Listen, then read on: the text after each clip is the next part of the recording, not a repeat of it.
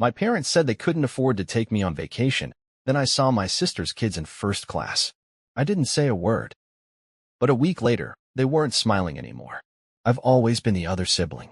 Not the golden child, not the one who gets praised at family dinners. Just there. My sister Sarah, on the other hand, was the shining star. The perfect daughter. The loving wife. The doting mother of two precious children. The one my parents always bent over backward for. And I? I was Daniel, the responsible one. The one who didn't ask for much. The one who worked hard, paid his bills, and, unfortunately, always seemed to have extra money when someone in the family needed it. It started small. "Danny, could you help with the electricity bill this month?" My mom had asked once. "Your father and I are a little tight." I had just started my first real job, and I was happy to help. Then, my sister needed a little help too. "Liam needs braces, and it's just so expensive." I wouldn't ask, "But I know you're doing well," she had sighed over the phone. And so it went. Helping with bills. Covering unexpected repairs. Chipping in for my niece and nephew's school supplies. "You're so lucky, Danny," my mom would say with a smile. "You don't have all these responsibilities like Sarah does." Lucky. That's what they called it. I told myself it was fine. It's family, after all. And besides, I wasn't struggling. I had no wife, no kids, no massive expenses. But there was one thing I had always wanted. To travel. I had dreamed about it for years, saving up, looking at destinations, imagining myself exploring places I had only seen in pictures. Yet somehow, every time I got close, something came up. A family emergency. An unexpected expense. A guilt trip. So when I finally booked my dream trip to Italy, paying for every cent myself, I told no one. It was my one selfish act. Or so I thought. I was at the airport, waiting in the economy boarding line, feeling that mix of nervous excitement and exhaustion that came with international travel. Then, I heard my sister's voice. "No, Liam, put your backpack down. The seats are huge, you don't need all that stuff." I turned my head, and my breath caught in my throat. Sarah, my niece and nephew, my parents, all standing in the priority boarding line, laughing, relaxed, wearing matching vacation outfits. First class. For a second, I thought I had lost my mind. My parents, who couldn't afford a trip for me. My sister, who always claimed they were struggling. I took a slow breath. Maybe they saved up for this. Maybe it was some kind of miracle. Then I heard my mom laugh. "Oh, I still feel bad we couldn't take Danny," she said, shaking her head. "Please," Sarah snorted. "He wouldn't have fit in." Laughter. A pit formed in my stomach. I clenched my jaw, turning away as the attendant called their group for boarding. I didn't say a word. I just watched them walk into first class, completely unaware that I had seen everything. And in that moment, something inside me changed. I didn't text them. I didn't call. For the first time in my life, I let the silence sit. Normally, I was the one checking in. The one asking if they needed anything. The one making sure my parents weren't struggling. But this time, nothing. And it felt good. My trip to Italy was everything I had dreamed of. Walking through ancient streets, drinking espresso at tiny cafes, standing in front of the Colosseum, knowing I had made this happen for myself. I should have been happy. And I was. But at night, when I sat on my hotel balcony, watching the city lights flicker, I kept replaying that moment at the airport. He wouldn't have fit in. The words echoed in my head, scratching at something deep inside me. It wasn't even about the money. Not really. It was the realization that my family never saw me as one of them. They had been laughing at me.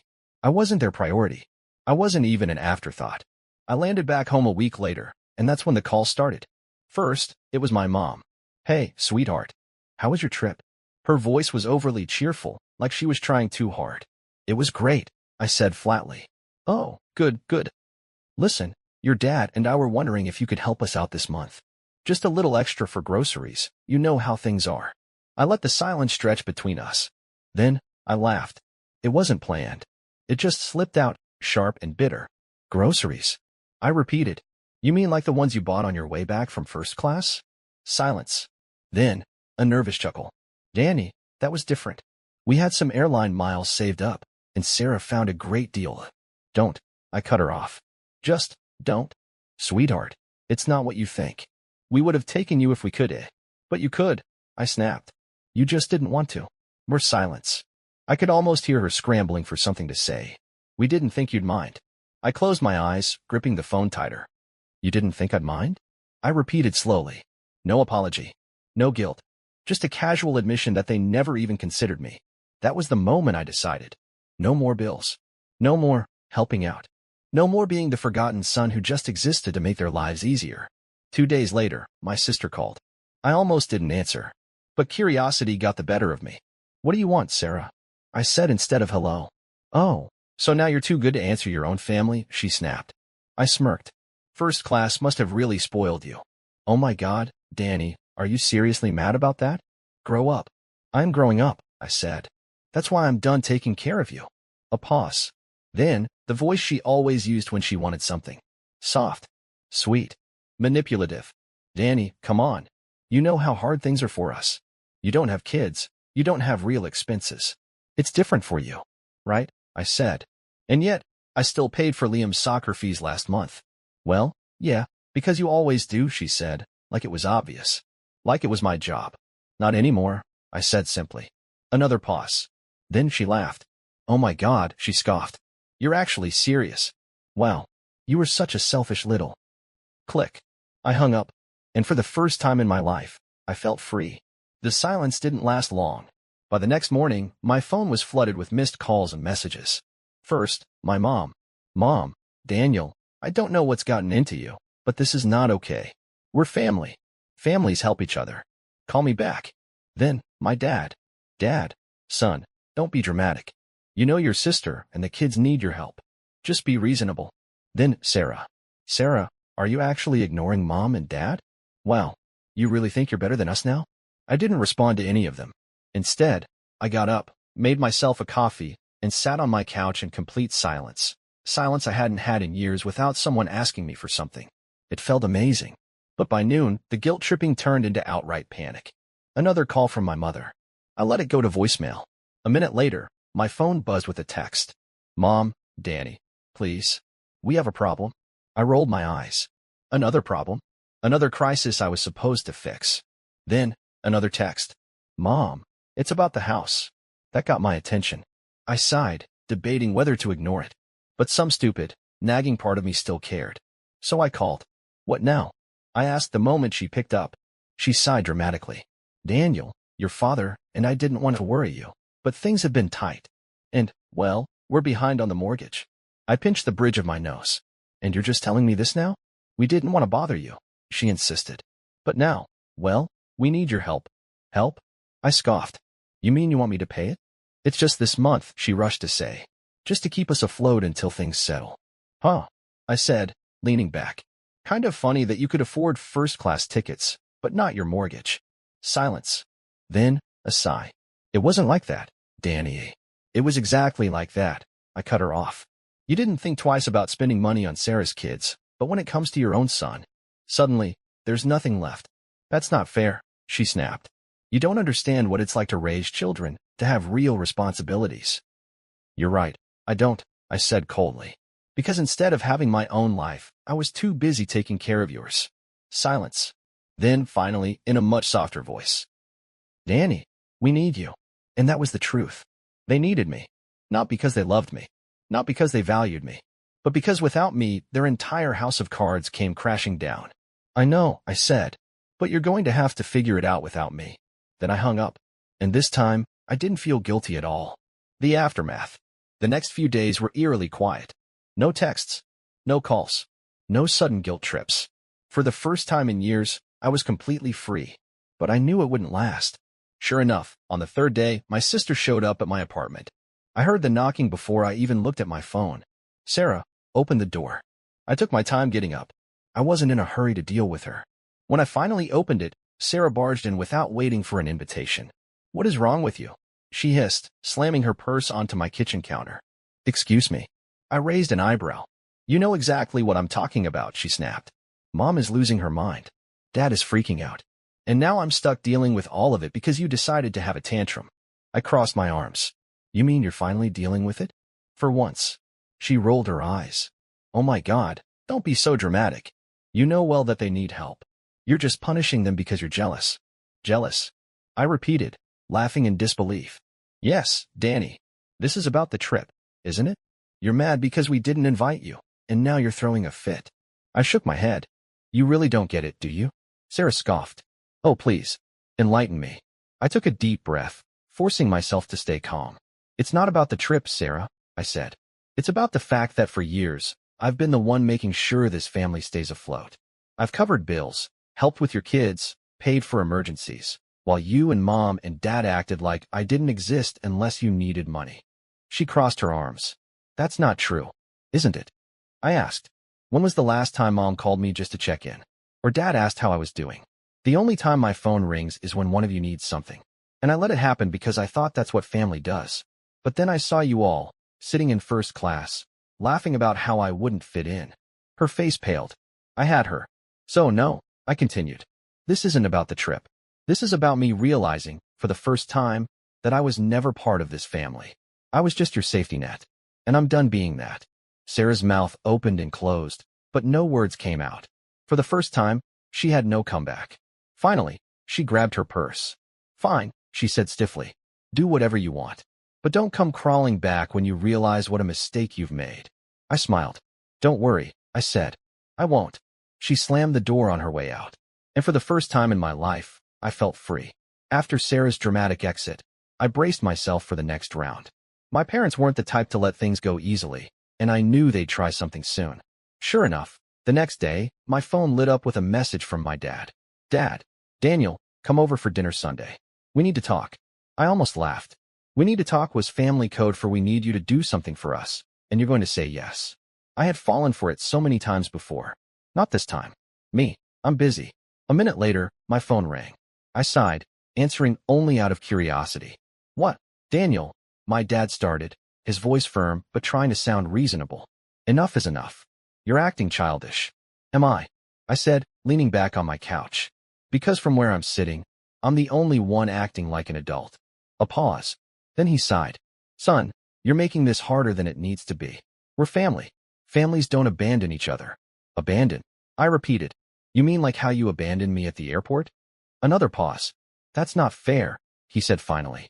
We didn't mean anything by that. Maybe not, I said. But you did not mean it either. Silence. Then, the shift. Look, your mother is very upset. She's been crying over this.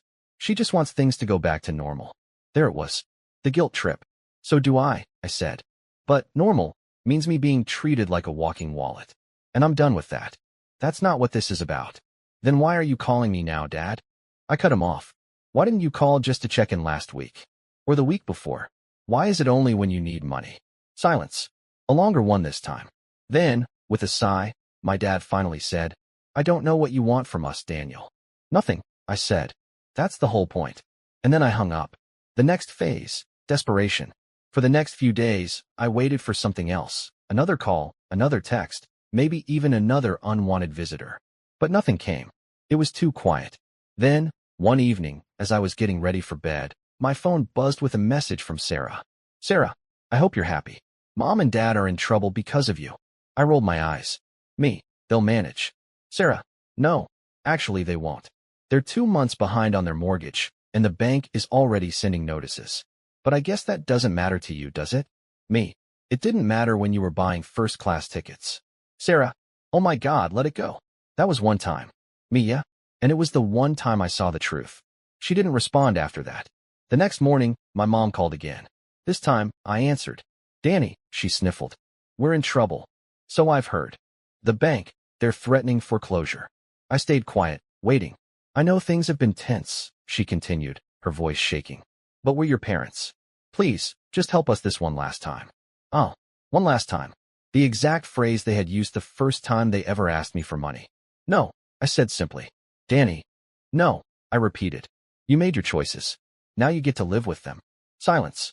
Then, the shift, from sadness to anger. You're being selfish, she snapped. After everything we've done for you, this is how you repay us. Done for me, I repeated, laughing bitterly. Mom, name one thing. One single thing you've done for me in the last 5 years that didn't involve asking for money. Nothing. Not a word. And that was my final answer. Good luck, Mom, I said and hung up. When the smiles finally faded. A week passed. Then 2. Then, finally, I heard the news. Sarah had caved. She had dipped into her savings to help our parents, something she had never done before, not when she had me to do it. She had been forced to cover their mortgage, their utilities, and even some of the credit card debt that had been piling up for months. And it wasn't going well. I found out through a mutual friend that Sarah and her husband had started fighting about money. Apparently, he hadn't even known how much my parents relied on me, and now that she was on the hook, it was straining their finances too. Their perfect little life? Cracking. Their easy smiles? Fading. And my parents? They were finally learning what it meant to struggle without their safety net. Without me. And I had never felt lighter. The silence from my family stretched for weeks. I had expected more calls, more guilt trips, maybe even another unexpected visit. But after Sarah's last bitter message, everything just stopped. I wasn't naive enough to think it was over. They weren't speaking to me because they were too busy struggling. And I was finally, blissfully free. A life without them. For the first time in years, my paycheck belonged to me. I didn't have to send chunks of it to my parents for their bills. I didn't have to cover Sarah's kids' school expenses. I didn't have to budget around what they needed. I started doing things I had always put off. I redecorated my apartment, bought new furniture, even got that high-end espresso machine I had been eyeing for months. I took another trip, this time to Japan, a place I had dreamed of visiting since I was a teenager. And for once, I lived guilt-free. No nagging texts. No emergencies. No shame for spending my own money on myself. It was like stepping into a new life. One where I wasn't just a source of income to the people who were supposed to love me. Then came the collapse. One night, I was scrolling through social media when I saw it. A tag post from one of Sarah's friends. It was a photo of my sister and her husband at dinner, but something was off. The caption read, "Tough times don't last, but tough people do. Hang in there, Sarah." Sarah's smile was forced. Her husband, Mark, looked exhausted. They both looked like they had aged in just a few weeks. Curious, I clicked through to Sarah's page. Her usual flood of happy family photos had dried up. No beach trips, no lavish birthday parties for the kids, no bragging about her perfect life. Just silence. I raised an eyebrow. Then, I got a message from an unexpected source. "Kelly, Sarah's friend. Hey, Danny. I don't know if I should be reaching out, but I thought you should know. Things are bad at home for them." I hesitated, my fingers hovering over the screen. "Me? Why are you telling me this?" "Kelly, because I know how much you did for them. And now that you've stopped, well, it's all falling apart." A few minutes later, another text came through, this time with a screenshot. It was from a private group chat Sarah was in with some of her closest friends. And I saw exactly what my sister had been saying about me. "Sarah, Danny is such a fool. He's just sitting there, watching us suffer, like we deserve this. He doesn't care about anyone but himself. Sarah, I had to drain my savings just to keep Mom and Dad afloat. And guess what? They're still drowning. We can't keep doing this, and Mark is pissed. He says this is all their fault for relying on Danny in the first place. Sarah, I swear to God, if Danny doesn't come crawling back soon, I don't know what we're gonna do." I laughed out loud. Crawling back? She still thought I was the one who needed them. A call I didn't expect. A week later, I got a phone call from an unknown number. I almost didn't answer, but something told me to pick up. "Hello, Danny." I stiffened. It was my dad. I hadn't heard his voice in over a month. "What do you want?" I asked flatly. He sighed heavily. "Son, listen, we need to talk." "We really don't." "Daniel," he said, his voice dropping into that familiar, condescending tone. "Enough is enough. You've made your point. But we're your parents, and this is getting ridiculous." I smirked. "What's ridiculous?" "You abandoning your family over a stupid vacation," he snapped. And there it was. Even after everything, he still didn't get it. "This isn't about the vacation," I said, my patience wearing thin. "This is about the years I spent sacrificing for a family that never once appreciated it." "That's not true," he said quickly. "We always appreciated you." "Then why was I never invited?" I cut him off. Silence. I could hear him breathing, hear the weight of the question settle into his chest. But he wouldn't admit it. "Look," he said instead. "We can fix this. Your mother and I." "Fix what, Dad?" I interrupted again. "The fact that I finally have boundaries? The fact that you can't manipulate me anymore? Because that's not fixing anything. That's just going back to the way it was." Silence again. Then, finally, a sharp exhale. "Sarah's struggling, Danny. She needs help." I laughed. I couldn't help it. "Oh, so now Sarah needs me? She's drowning. Mark's talking about selling the house. The kids don't understand what's happening. Not my problem. Daniel, be reasonable." "I am," I said calmly.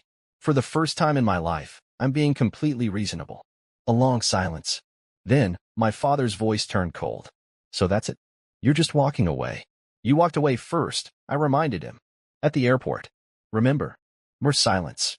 Then, finally, a bitter, clipped. Fine. And he hung up.